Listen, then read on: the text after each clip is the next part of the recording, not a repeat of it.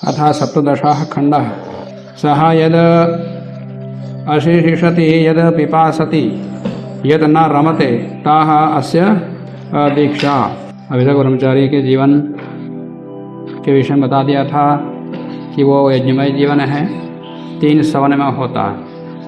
जो सोमयाग होता है उसमें प्रमुख 5 अंग होते।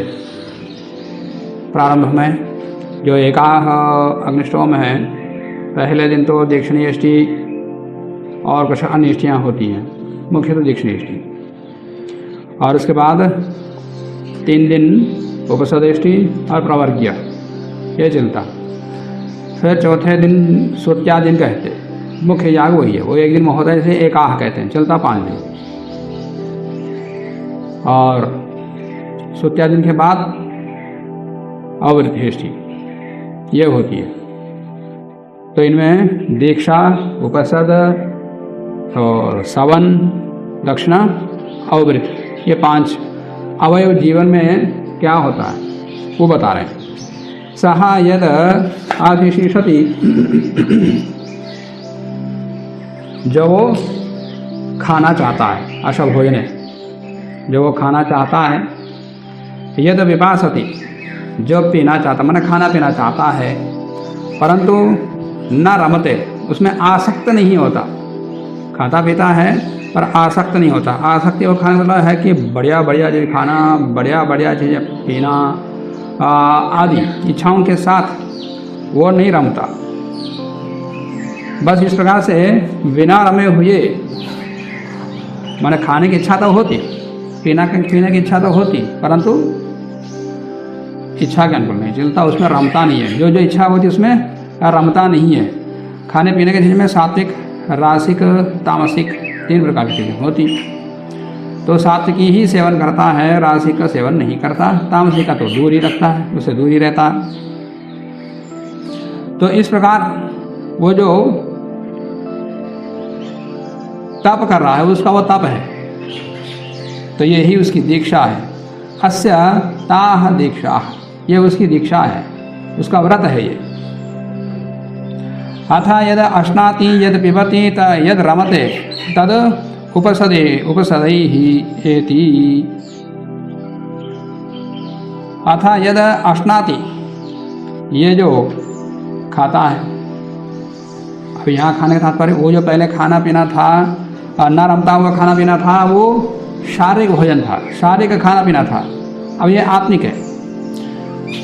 अथा यद अश्नाति, ये जो खाता है, और यद पिबति, जो पीता है, यद रमते, और उसमें रमता है। खाता पीता है और रमता भी है।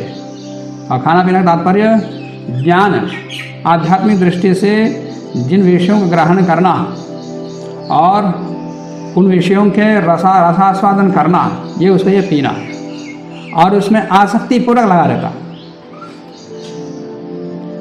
अथा यद अश्नाति यद पिबति, तो ज्ञान का भक्षण करना और ज्ञान के रस का आस्वादन करना और उसमें मन को लगाना, ये जो है बस वही इसकी उपसदेष्टि है। इसके जीवन का सोमयाग का ये उपसदेष्टि है। तद उपसदैः एति, ये उपसद से ही उसको, जो याग में उपसद है उसको प्राप्त करता है, उसकी सादृश्यता को निभाता है। उसके बाद अथा यद हसति यद जक्षति यद मैथुनं चरति स्तुतशस्त्रैः एव तद एति। अथा यद हसति, कुछ मौज मस्ती भी करनी चाहिए, हंसना। और जक्षति, हंसने के साथ जक्षति है, जब भी जक्ष धातु भक्षा हंसनयोः में आता, माने खाना और हंसने अर्थ में आता जक्ष धातु, परंतु हंसने के लिए तो हसति दे दिया, तो यहाँ जक्षति से हंसना अर्थ नहीं होगा, तो फिर क्या है खाना। तो हंसने के साथ खाना क्या है, मौज मस्ती करना। तो जैसे लौकिक जीवन में देखा जाता है कि उसके लिए जो रुचिकर हो लगता है उसको उसमें लगे रहे, परंतु यहाँ इसके जीवन में क्या है। अथा यद हसति यद जक्षति, ये जो हर्ष मतलब आनंद लेना। इसका आनंद किसमें है?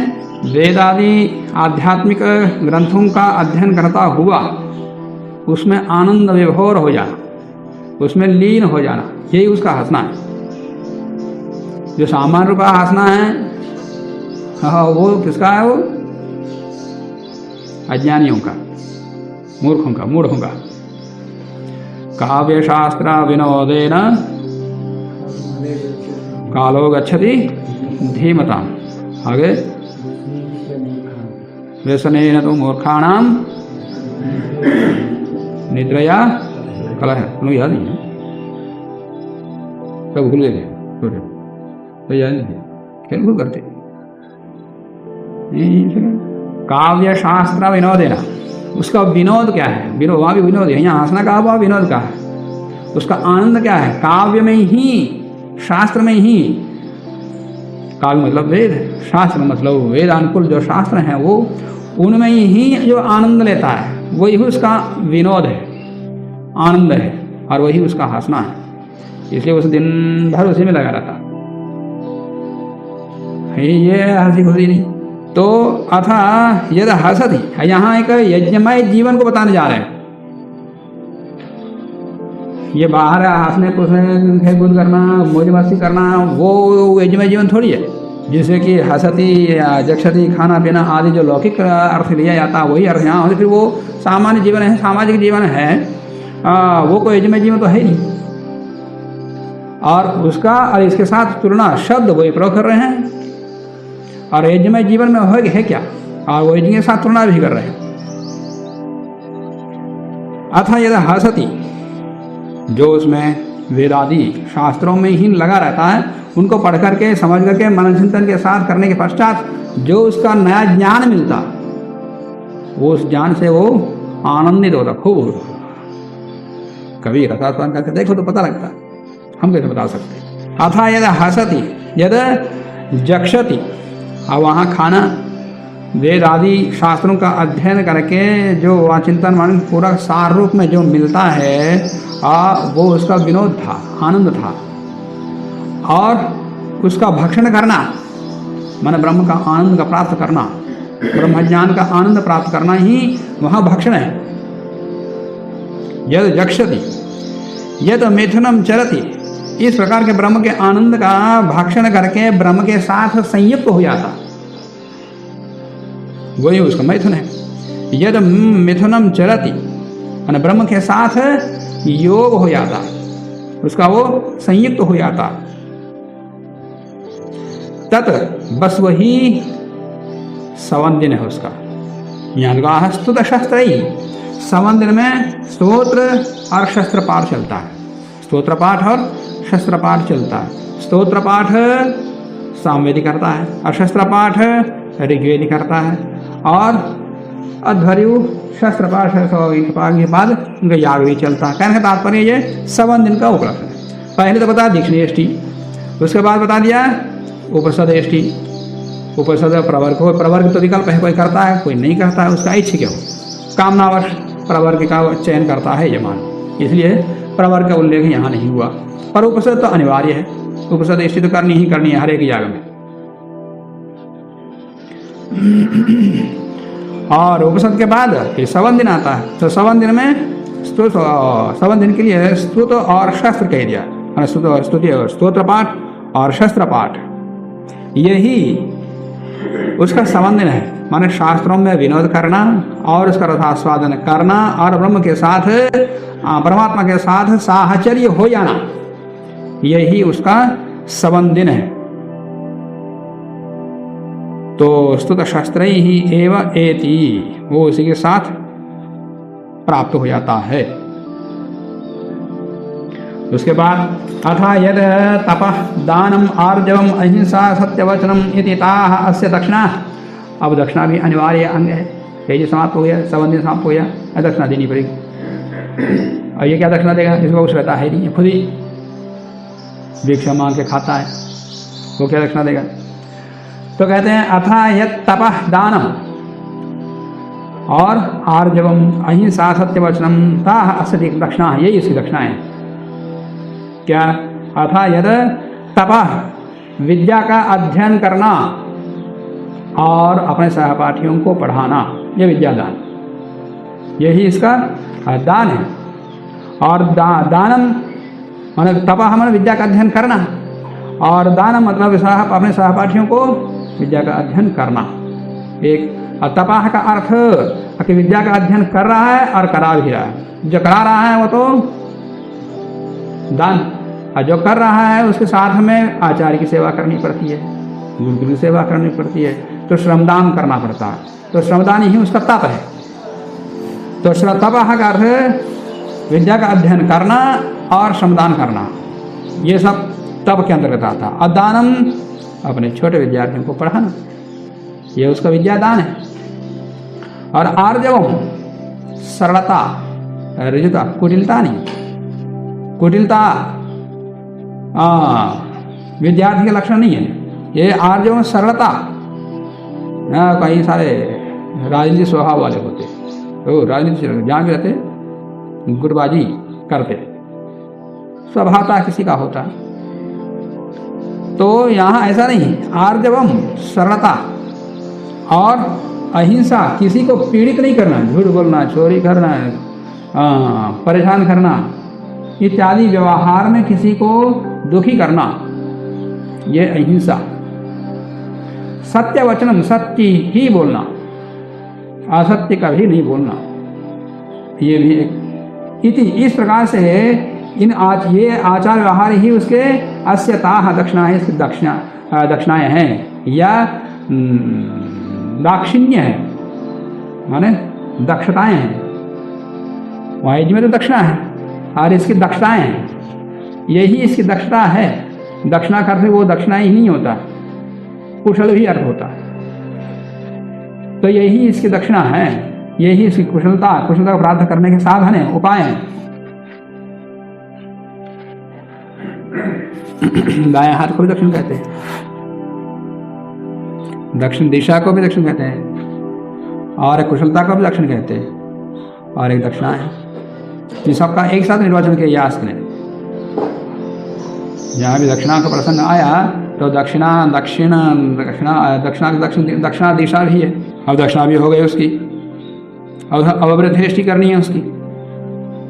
तस्माद् आहुः सोष्यति असोष्ट इति पुनः उत्पादनम एव अस्य तत मरणम एव अस्य अववृथा, उसका अववृद्धि माने याग की समाप्ति हो जाना।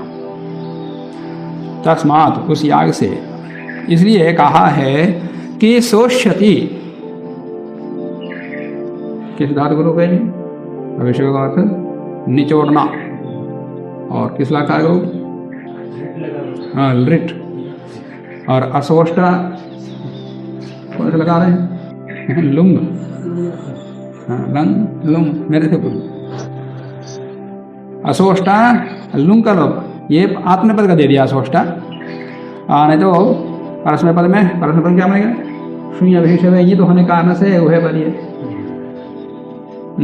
लिट लकार तो सोष्यति परस्मै पद में दे दिया, और लुंग लकार आत्मपद में दे दिया असोष्टा। और परस्मै पद में क्या बनेगा?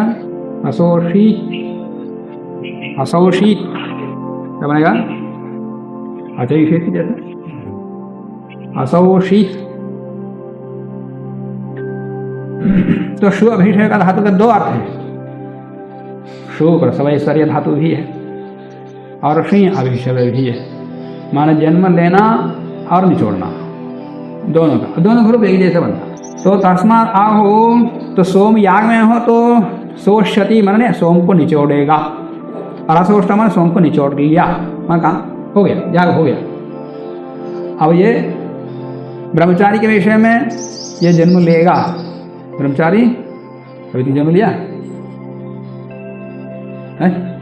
अभी जन्म लेगा, जन्म लिया है, जन्म लिया तब तो बैठे हैं।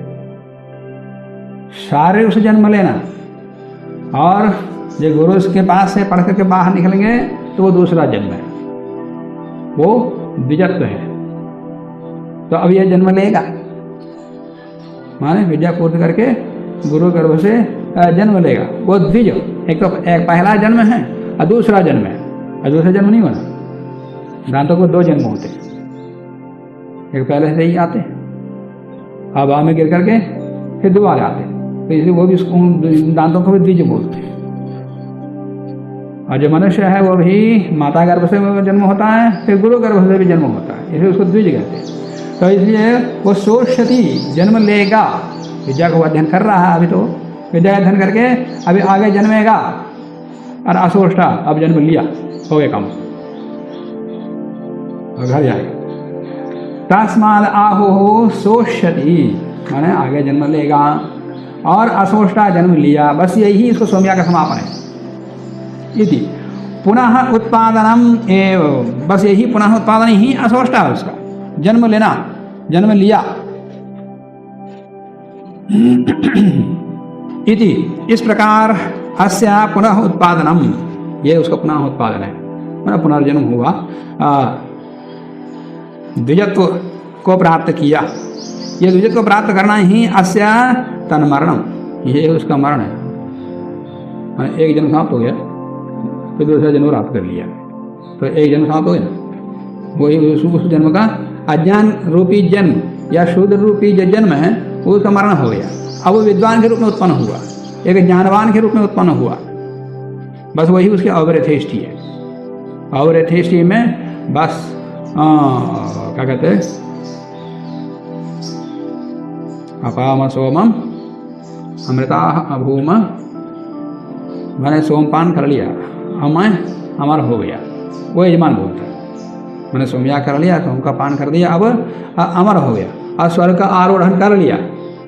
अब ये क्या बोलता है, अज्ञानी रूप जन्म मेरा समाप्त हो गया, अब नया जन्म प्राप्त कर लिया, ये कहता। बस वही अज्ञान रूपी जन्म समाप्त करना ही यहाँ मरण है। अस्य तन्मरणम एवं, उस प्रकार का जो अज्ञान रूपी जन्म को समाप्त करना, उसकी मृत्यु ही उसका अवरेथेष्टि है। यजमान जैसे अवरेथेष्टि में अपने पापों को सफल होकर के अमृत को प्राप्त कर लेता है, स्वर्ग को प्राप्त कर लेता है, वैसे ही ये अज्ञान को समाप्त करके ज्ञान को प्राप्त करना ही इसका अवरेथेष्टि है। अवरेथेष्टि माने सूत्र पढ़े हैं, उनको पता है, नहीं पता। यज्ञ करने के पश्चात नदी में जाकर के वहाँ भी नदी के अंदर एक यष्टि करते और फिर वहाँ पर स्नान करता, कोई सांकेतिक है। तो नदी में स्नान करने के बाद यष्टि करके स्नान करना, वो अवरेथेष्टि है। अब वहाँ अग्नि में आहुति नहीं देता, ये जल में ही आहुति देता। तो जल में गाय था तो आहुति तो अग्नि में देनी थी, तो अग्नि के प्रतीक के रूप में वहाँ दर्भ रखता है, क्योंकि दर्भ अग्नि का प्रतीक है। तो अब जल के अंदर ही दर्भ रख करके दर्भ के ऊपर आहुति देता जाता है। कुछ आहुतियाँ, अधिकांश आहुति तो वो पहले करके आ चुका होता है, जो प्रधान याग के आहुतियाँ हैं वो वहाँ देता, उसको बोलते हैं अवरेथेष्टि। और इसके जीवन का अवरेथेष्टि जैसे वो अपने पापों को धो करके अमृत को प्राप्त कर लिया, स्वर्ग का आरोहण कर लिया हूँ बोलता है, ये अपने अज्ञान रूपी जन्म समाप्त करके ज्ञान को प्राप्त करना ही इसका अवरेथेष्टि है।